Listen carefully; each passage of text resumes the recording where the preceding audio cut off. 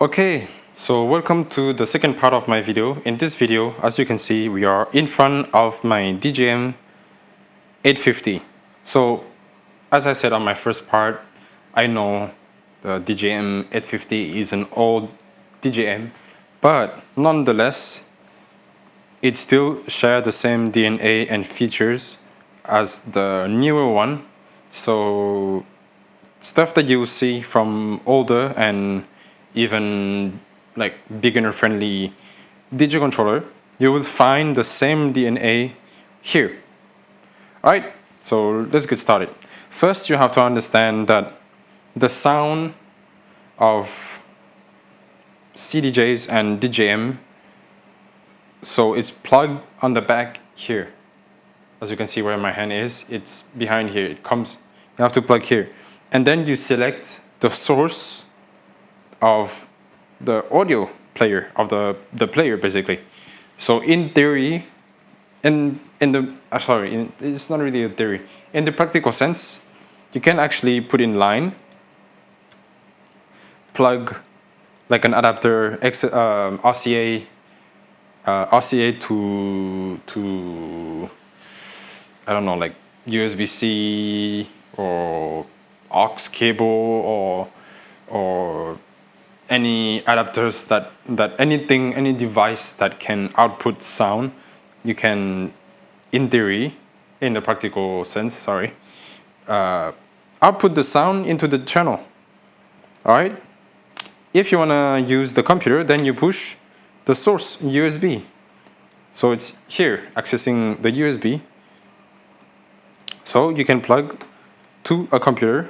Let's say you plug all the three component, and then you'll be able to control everything on the computer. All right. So actually USB, especially for this one, it would turn it into a audio interface basically.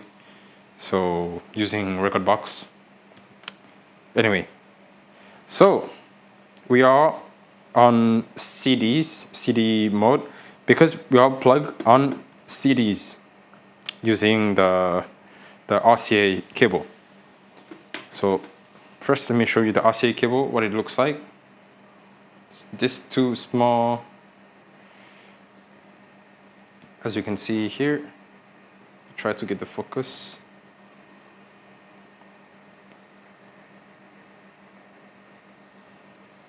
Anyway, plug it back. So I'm not going to be playing anything until maybe at the end of this video. So now that we cover how to plug, where to plug, the source, now we go down to trim. So trim and gain is exactly the same thing. So I'm just gonna show an example by playing a track. As you can see, the trim controls the signal outputting from the CDJs to the cable, then through the source. Of course, if you put wrong source, then there's no sound. So if you're surprised, you're shocked that there's no sound, then go back up, check, did you plug? Is it plugged also on the CDJs or the player, the source of the audio? If it's plugged, okay, like the source. The source is wrong. Okay, let me put to the correct source. Boom. Now you see the signal. Now have sound, okay? So you should not be redlining the audio, obviously. This is called clipping. This is where the sound is horrible.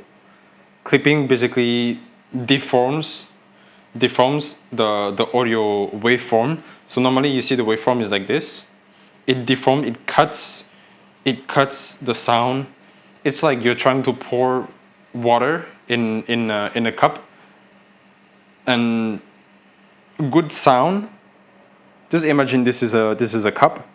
Good sound is pouring enough water, not too much, not overflowing.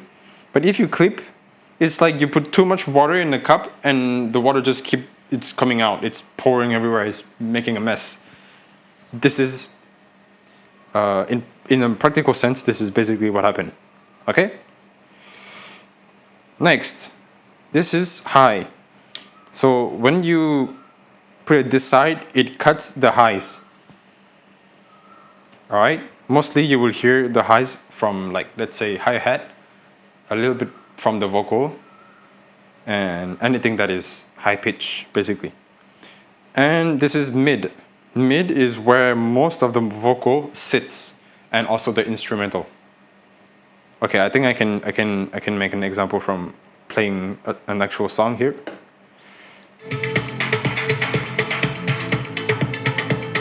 As you can see, the high is gone. You almost cannot hear any hi-hat. Now I'm gonna put back the high, and I'm gonna cut the mid. See? You can barely hear any instrumental, and just imagine the voice. It's both of them are gone. Then let's go down to bass, low. All the kicks and the sub will be gone. As you can see, all right? Now there's two ways of setting the EQ before we go down to here. There's two ways of setting the EQ. You have, here you can see EQ, EQ curve. You have EQ isolator and traditional EQ. What it does to the traditional EQ is, as you can see, I don't know if you guys can see actually, sorry, but it says -6, which means when you're cutting, it does -6 dB on each frequency. So let's see the difference. I'm gonna put all of them at 12 o'clock. See, I cut the high, but you can still kind of hear the high. I cut the mid, you can still kind of hear. Even the sub, I'm gonna cut it.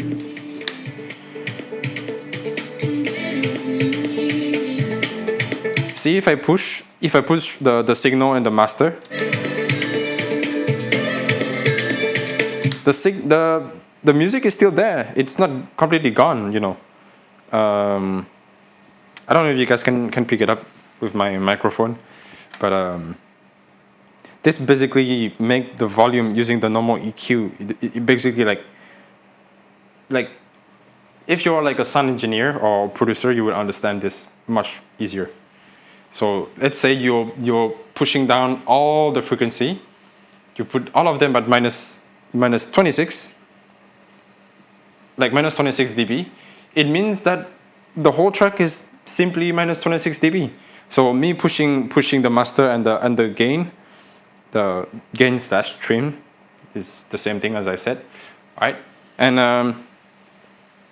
the fact that I'm pushing them, it brings the exact same sound, theoretically, the same sound back to normal.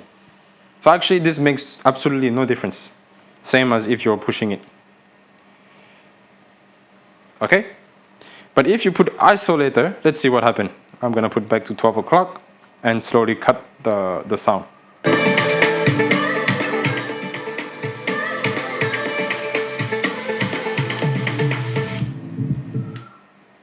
No more audio, nothing. I'm pushing it to the limit. There's no audio. What is isolator basically is isolating completely 100% everything. So as I said in my first part, like the modern players, you have a lot of things to play, and you can customize different settings to your style and liking. So not only the menus from the controller or the player whatsoever, you can also customize like small things like this, the EQ and everything. So don't be shocked. Like, oh, I only play on DDJ Flex 4. I only play on DDJs, and how can I do this? How can I change EQ to isolator? So this depends on, like, this settings depends on your style. So don't be surprised. Or like, oh, I don't have on Rekordbox. Yes, actually on Rekordbox you can find this setting as well. Just try to look for it. I think the setting should be in audio or mixer. Setting should be on mixer maybe. There's a category says mixer. You go there and you will find EQ curve. All right. Okay, now that we explore everything that is on the top here, let's go down to color. Here it says color. So what is color? If you look at here, it says sound color effect. So you can choose between noise, gate, filter, or crush. Crush is basically like a beat crush. It makes the music sound like old. Okay. So when I click filter, it basically turns this into a filter. What filter does, basically, if I do like this, it cuts the low. If I do like this, it cuts the high. Let's see.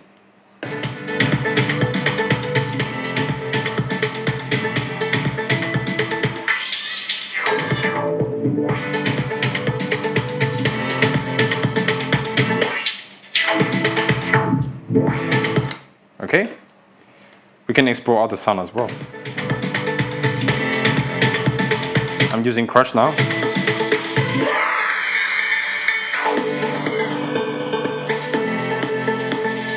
Now I'm going to use gate.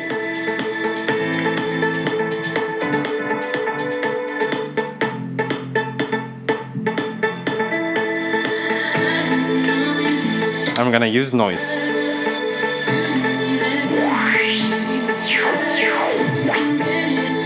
Okay, so this is basically like you can control what like sound outputs from using this. It's like a quick way of mixing and also playing with effects. So it's like a touch to your transition, not only playing with the EQ, but you can also play with sounds and effects. Okay, so now we cover all of the knobs on top here. Let's go to fader. Fader is basically like a fader for volume, like when you see a mixer from like like sound engineers stuff. They will play like they will have a lot of like faders basically. Studios, recording studios, you will see like a big mixer, studio mixer for mixing, mastering tracks. So. But don't get confused, CDJs, you don't put faders at 0. Well, the 0 it's here, this is 0.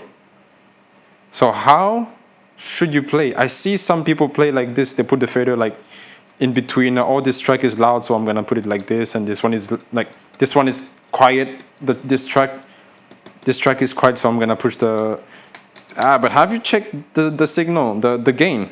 Check the gain first. How do you know if a track A and track B has the same volume? Is whenever you're mixing, your fader has to be full. Why? This set a standard. You know, like you cannot push it louder or lower. How can you know if you're just in the middle? Like you're basically guessing. Not only that, you're also making the sound worse. Let's say I'm playing this track. I put here. It doesn't sound loud, right? So you'll find those people who put the fader low like this, like not fully, and they have to push the gain to match to the next track. Or they have to push the master and they are redlining basically. You're making the sound like worse. The sound is bad. What if I've seen some of my friends also DJ like that. You should put the fader high, set the gain to a nice healthy signal, stay in green or at least not red, like just stay in yellow, and the fader full. The fader full, being full, the audio will be nice and loud and also sound clear. This is very important. I see many people make this mistake. Alright, okay. Now that we see how to use a fader, let's explore crossfader. So before we jump to crossfader, it's very easy actually, crossfader. But let's see first this setting. Same thing on DDJs. You're connecting to your laptop, so you'll find this same setting. You can make the crossfader to go through, which means that it doesn't matter which side the crossfader is, it's gonna ignore it, it's gonna bypass it. But if you put B, it means the crossfader has to be on B, has to be on the right. If you put B and you push the fader to A, there's no sound. See? There's no sound at all. This is actually used for scratchers or for some people that maybe likes to, they are making a transition. So from track A to B, they just do cutting technique. They just cut the song, cut the track from A to B, B to A or whatever. But they just want to keep the fader, you know, because it's just a different DJ technique. You can explore, see how it sounds like, try making your transition with the different techniques. See, this is just a technique. I put through because I mix house music. I don't need a scratch or using the crossfader, so I don't want to mistakenly push it and suddenly cut one of the track. It's very annoying actually for someone who has been DJing like at gigs and having this issue just because you just mistakenly bump on the fader. So yeah, on every controller you will have this option. You will find it. You will find it for sure. All right. We explore all of this section. Now let's go here. Crossfader. So it's just a setting based on the image. If you wanna like hear loud, as soon as you push a little bit, it's already very low. Oh, sorry, no. Here we'll cut completely A. You put here, A is already loud.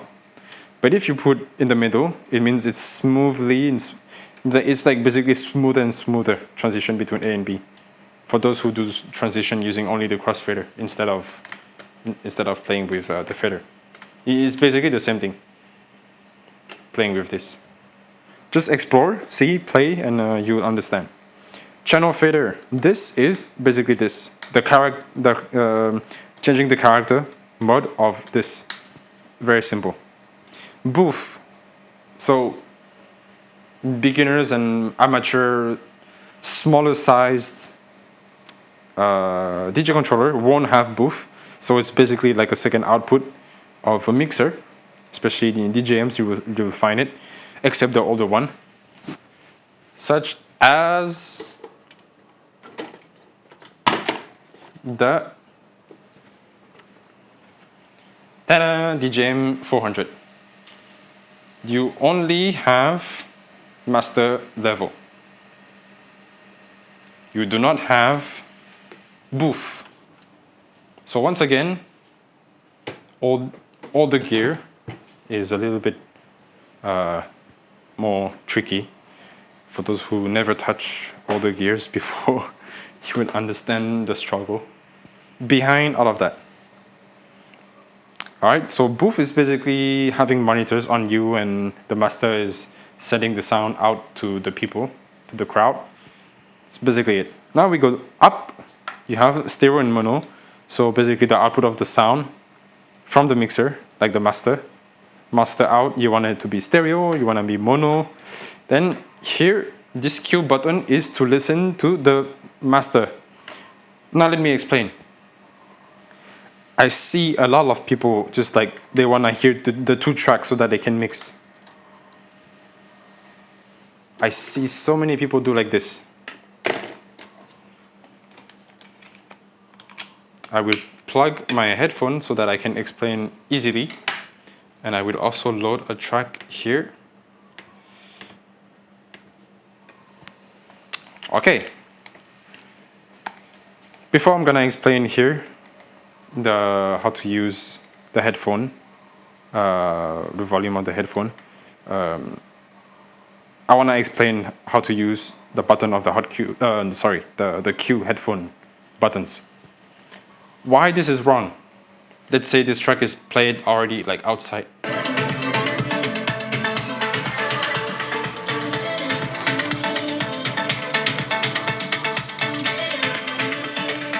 Like,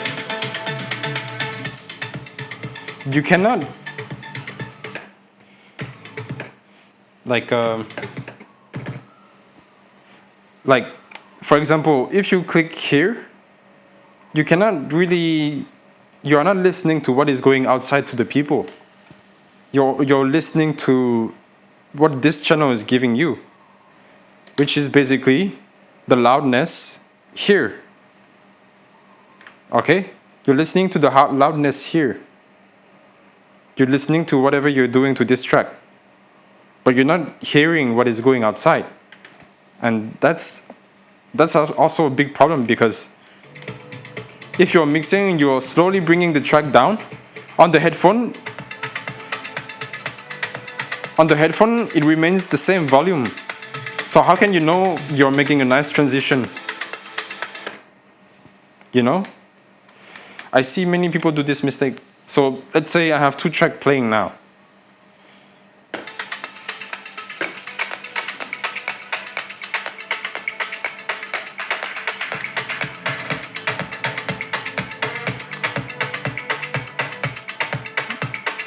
You cannot even hear any difference.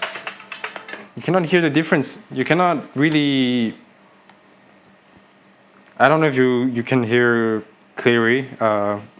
I'm going to demonstrate once again, pointing my headphone to the microphone.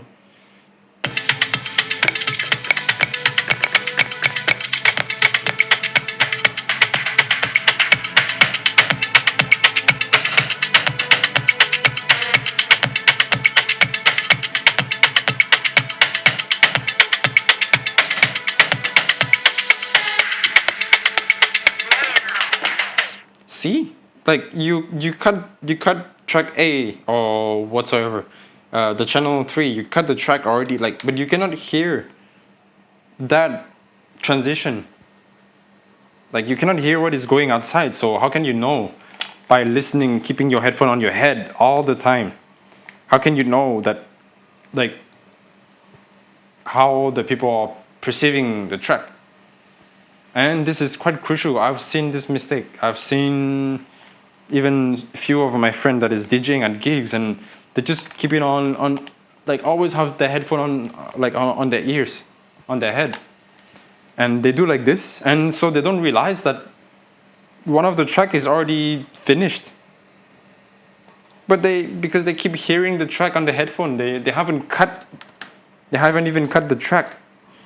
Stuff like this can be critical, and people can point it out. And, like, you know, something that I always believe is, you don't have to be a DJ or a sound engineer to listen and know that, oh, okay, this person have a problem. Like, this person actually don't have the skill, don't even have the knowledge. It's like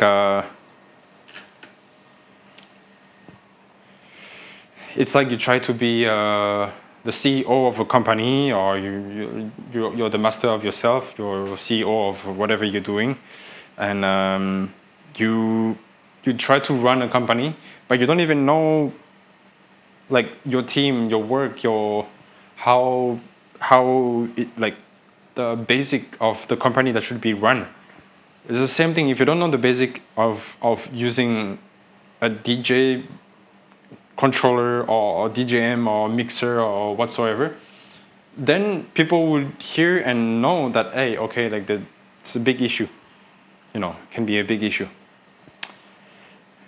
Anyway, I think I cover mostly everything. So here's the master volume, basically. So the correct way to listen to the cue is clicking here. So you're hearing from the master. So you transition, even when you lower the fader, you will hear the sound of this channel going down. Then you will start hearing the next track that you're bringing. All right? This is to choose which effects you're assigning. This is to assign the effects. You have a different channel to mic. The crossfader can assign the effects from the crossfader or the master. Basically everything all together. So yeah, I already covered most of it. Here, I don't, more than this, I don't have to cover because, again, like it's not that important, and unless you have a CDJ and a DJM, then I can make a video and explaining a little bit more that side. Other than that, I think I basically covered most of the crucial things about DJ mixer, or even a mixer in general, because the basic is the same. So yeah, hoping you guys find this video useful, and thank you so much for being part of my Patreon membership, and I hope to share more knowledge here. Just feel free to let me know any further like needs or stuff. I'll make a video. I'll explain any small details about DJing. And yeah, hope you guys find it useful, and see you guys in the next video. Peace.